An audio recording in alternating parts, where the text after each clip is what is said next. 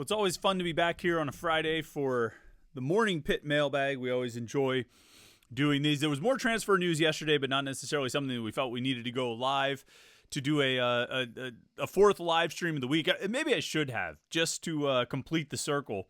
We're definitely, well, I can't say we're definitely not doing one tonight. We might do one tonight. I don't plan on doing one tonight because it's Friday night and I'd like to just sit back and relax a little bit and not necessarily do a Pitt live stream. But hey, if the news merits, then we will do it. Didn't necessarily think we needed one for Antonio Cayman yesterday. The redshirt freshman defensive end going into the transfer portal. He didn't appear in any games. He was the last underclassman defensive end drafted for the blue gold game. And we don't want to overanalyze some of that stuff, although we certainly analyzed a decent amount of it. But when you're the last guy taken and you're behind a true freshman and you're behind a walk-on, yeah, the writing's a little bit on the wall. Even though he had 2 sacks in the game, he was credited officially with 2 sacks in the spring game. Antonio Cayman decides to move on and try and find a home elsewhere. He had a decent offer sheet, if you recall, coming out of high school, a high 3-star prospect. Listed a bunch of Power 5 offers at the time. And I think was, he was somebody that Charlie Partridge liked. He was recruited by Corey Sanders, seemed like a decent prospect.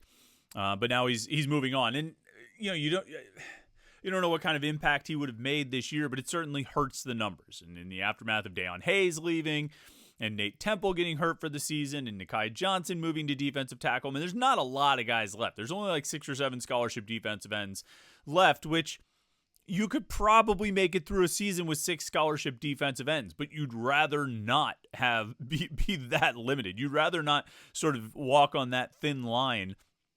You'd like to have a little more depth, a little more workable depth, and a little bit more of an insurance policy or a little bit more of a safety net in case some things go wrong. So we've seen the Pitt staff be active in trying to get a defensive end out of the portal. We saw them offer a few guys in the last couple of days.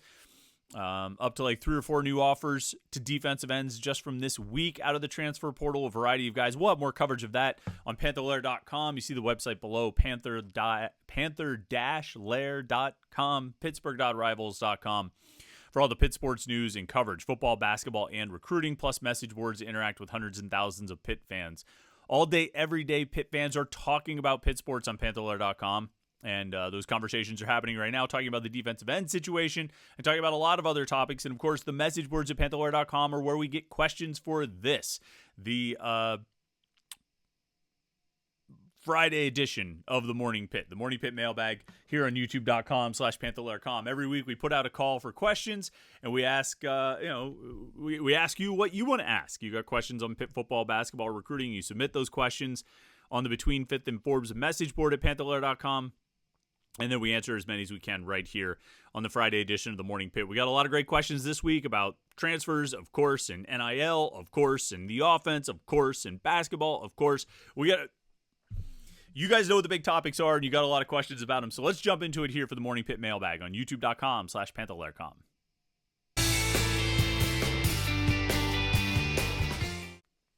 During the theme music there, I was checking out my looking at my phone, and it occurred to me that I was in that same pose that I was in the other night when we were doing the live stream and went for 10 extra minutes. I still crack up about that. I won't go through that story again. We've talked about it like 3 times since it happened on Tuesday night, but good times. Good times. Anyway, Morning Pitt Mailbag. We take your questions about Pitt football, Pitt basketball, Pitt recruiting. We talk about it all right here on the Friday edition of the Morning Pitt.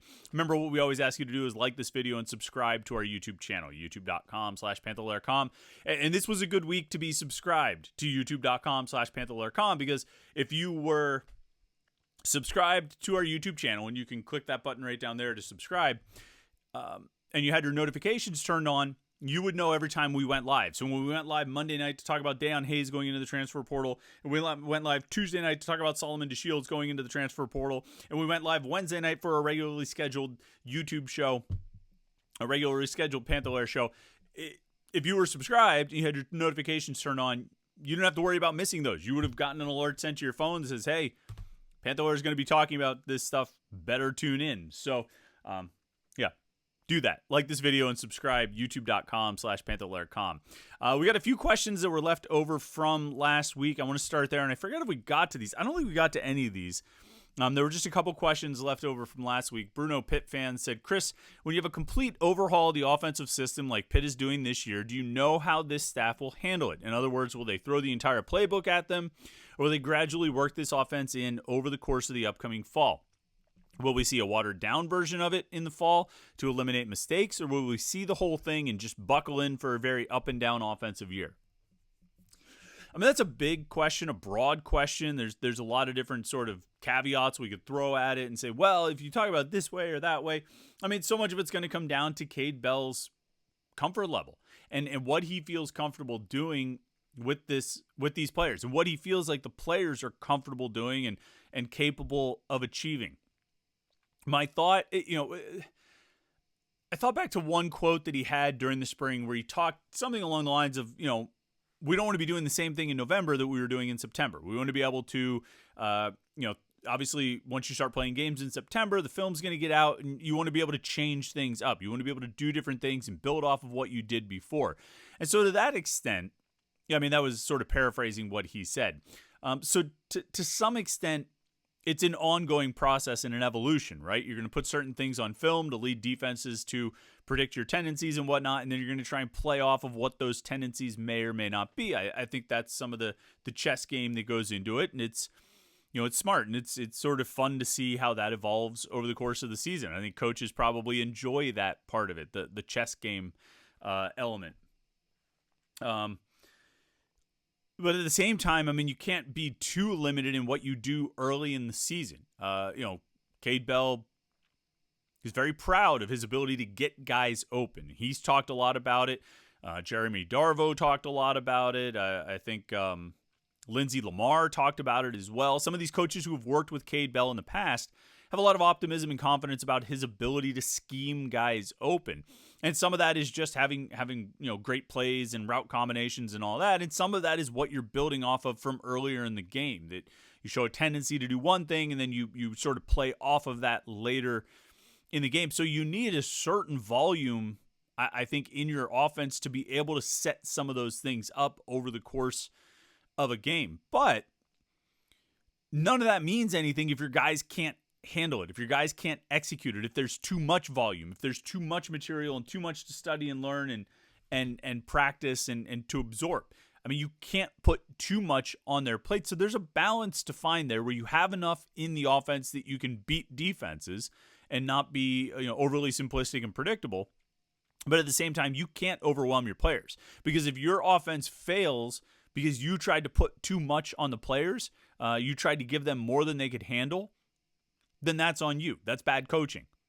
It's your job to not just communicate to the players and teach the players what you want them to learn, but you need to have a grasp of what they have a grasp of. You need to understand what they understand. You need to be able to see, okay, we can't run some of these concepts. The guys just aren't getting it. And we can get mad about it, and we can call it, and we can be stubborn and say, no, we're running the offense. But you've got to do what the offense is capable of doing. You have to stick to that. And so, to this question, it's tough for me to say what I think they're going to do. I think they will try to add to the offense over the course of the season, but it's hard to predict what they're going to have into the beginning of the season because I don't know how far advanced the players will be at that point. It seems like they tried to install a lot this spring. A lot over the course of those 14 practices and maybe only 13. You don't count the spring game, which would have been number 15. I don't know if you count number 14, which is, I don't think it was quite as serious. Well, fine, count it. So over the course of 14 practices, I think they tried to install a lot. They put a lot of offense in. They're willing to take the mistakes. They just want to get it installed and then start refining and cleaning up and perfecting it. I'm not sure how far they got with that this spring, but they have all summer to work on it and then training camp in August. Smenges says, with Pitt essentially running a 2-minute offense the entire game now, what constitutes a good and really good season by the quarterback, the top wide receiver, and the running backs? Add 25% to the previous goals?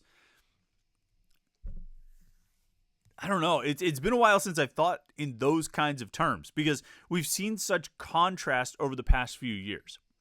I mean, you go from Kenny Pickett's season in 2021 and what he produced and what Jordan Addison produced that year, and then what the running game produced. And then you go forward to 2022 where Izzy Abanikanda was breaking records. The passing game wasn't doing much of anything. And then you fast forward to last year where, I mean, it was just all bad, outside of, final few games for Bub Means or something. So it's hard for me to sit and say, I mean, like you talk about adding 25% to the previous goals. I mean, what were even the previous goals? I mean, do you just go with sort of the basic numbers of 3,000 yard passing, 1,000 yard rusher, 1,000 yard receiver? I mean, if you I think those are perfectly good goals. I would say that those, and then 3-to-1 touchdown to interception ratio, maybe 4-to-1. 4-to-1 might be a little bit greedy. 3-to-1, 3.5-to-1. Because that would be like 21 touchdowns, 7 interceptions, or 29 touchdowns, 9 interceptions. I got the math going fast. Let's say 27 touchdowns and 9 interceptions. So maybe around there. Maybe you could go with those sort of basic goals, those standard benchmarks that have been in football for a while now of 3,000 yard passer, 1,000 yard rusher, 1,000 yard receiver, with like a 3-to-1 touchdown to interception ratio for your quarterbacks collectively. Or the main guy if one guy has that job all season long. So, I mean, I think those are good goals to have, and I'm not sure if they change with the style of offense. I see what you're getting at. The last time Pitt was going to run a hurry-up offense and I set really high expectations in terms of numbers and production was 2011, and that kind of blew up. So, I mean, I think this offense, if they could be in that range, be on pace for those kinds of numbers, 3,000, 1,000, 1,000 with a 3-to-1 touchdown to interception ratio, then they're probably going to be in position to slow down in a number of games. You know what I mean? When they get to the fourth quarter, they should be comfortable slowing down and trying to eat the clock, in which case maybe the numbers sort of balance out a little bit and stabilize. So I don't know if my goals for the offense would change. I would probably shoot for that. I would say if they end up with 3,000, 1,000, 1,000 with a 3-to-1 touchdown to interception ratio for the starting quarterback, they should be good. They probably had a good season on offense. I don't know if they'll have any defensive ends, but they'll probably have a pretty good season on offense. All right, questions from this week. I want to move. We'll move ahead here. Let's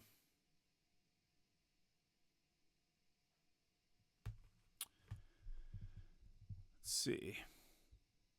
Jake Hyper 09 says a two-headed question for basketball and football. On the hoops side, with Damian Dunn and Cam Corrin added, who else do you like for Pitt to maybe bring in?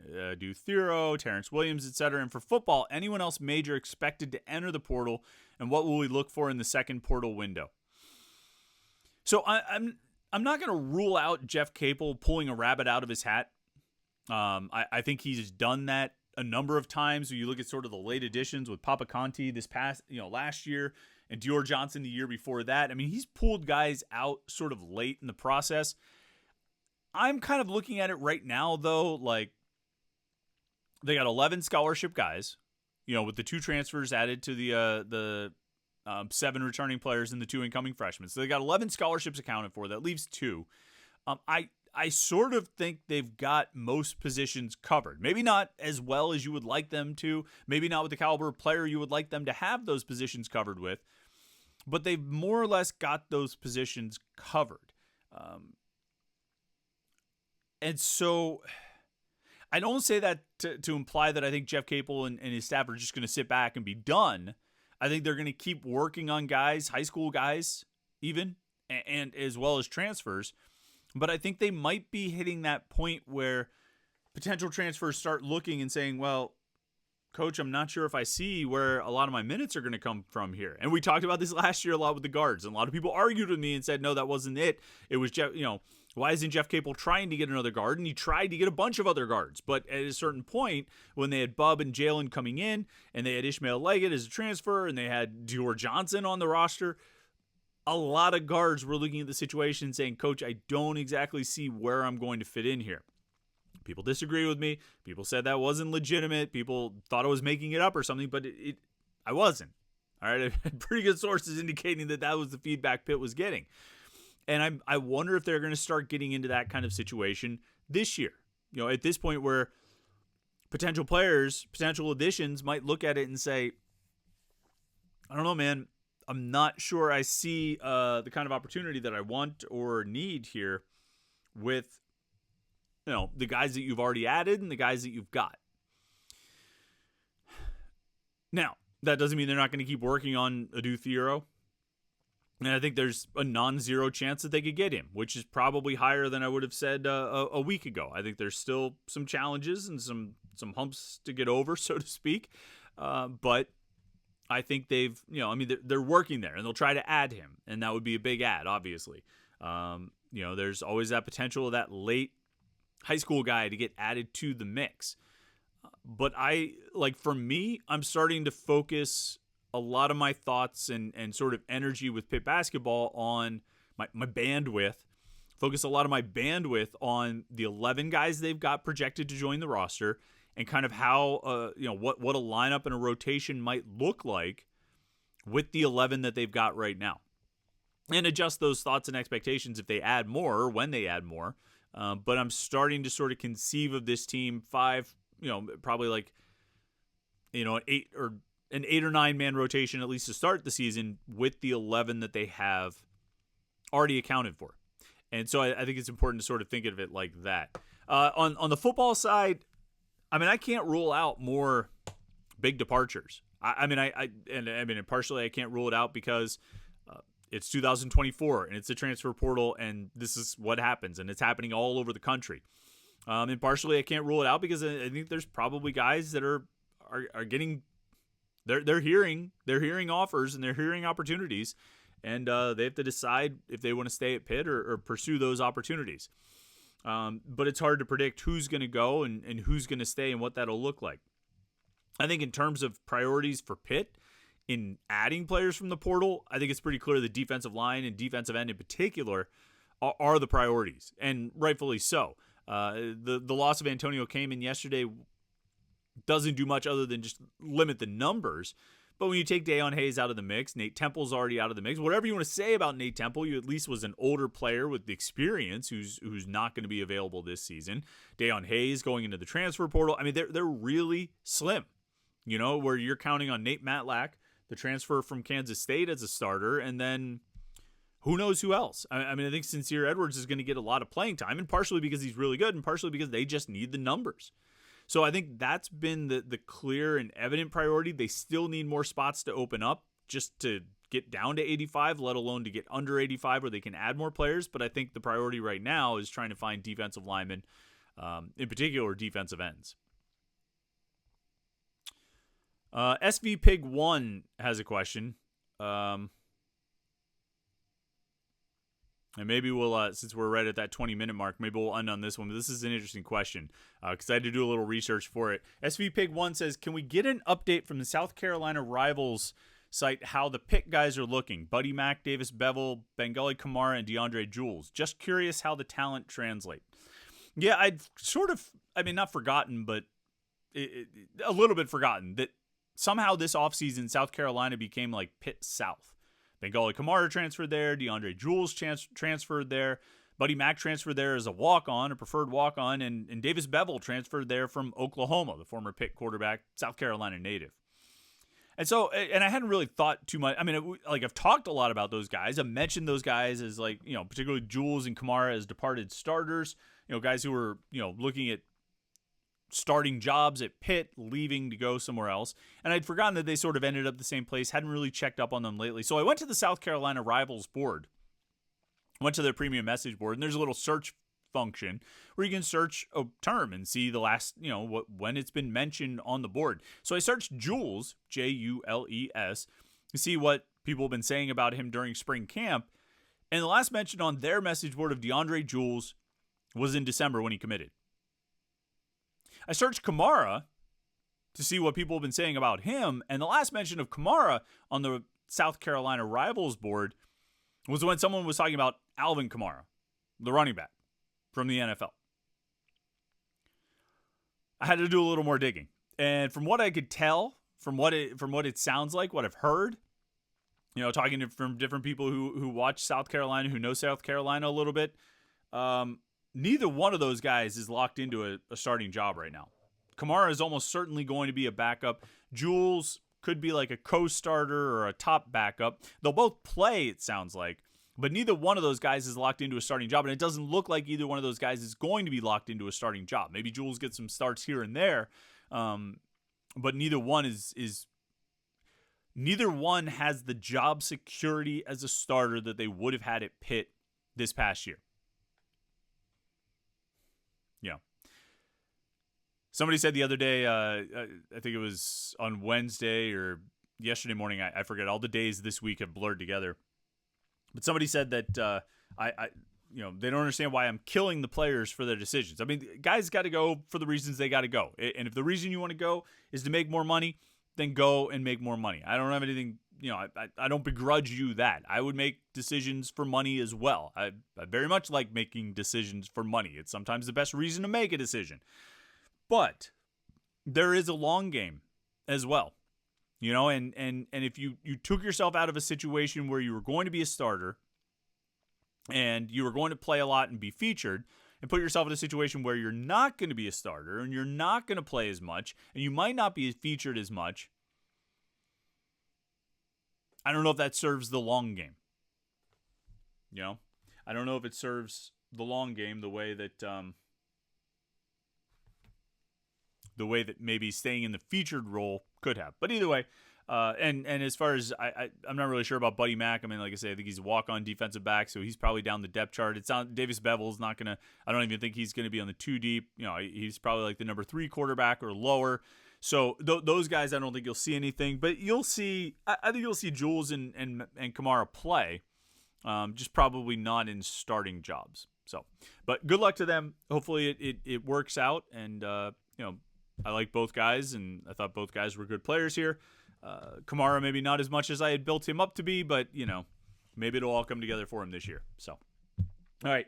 Thanks, everybody who submitted questions. We'll cut it off there. We got a few questions left over that we can get into next week, but I appreciate everybody who tuned in to watch this video. I appreciate everybody who submitted questions. Make sure you like this video and subscribe to our YouTube channel, youtube.com/Panther-Lair.com, to never miss any of our Pitt video content or any of our live streams. When Pitt loses big-time players or significant contributors or starters to the transfer portal, we will go live to talk about it. Or any other big news, we will go live to talk about it. So make sure you do it. Click the subscribe button right there. And then, of course, check out the website, Panther-Lair.com, Pittsburgh.rivals.com, the most comprehensive source of Pitt sports news on the internet. Football, basketball, and recruiting. Find it all at Panther-Lair.com.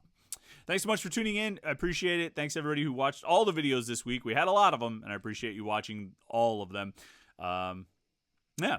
So I hope you've had a great week so far. I hope you have a great Friday. Enjoy your weekend, and we will catch up with you on Monday for the Morning Pit right here on youtube.com/Panther-Lair.com.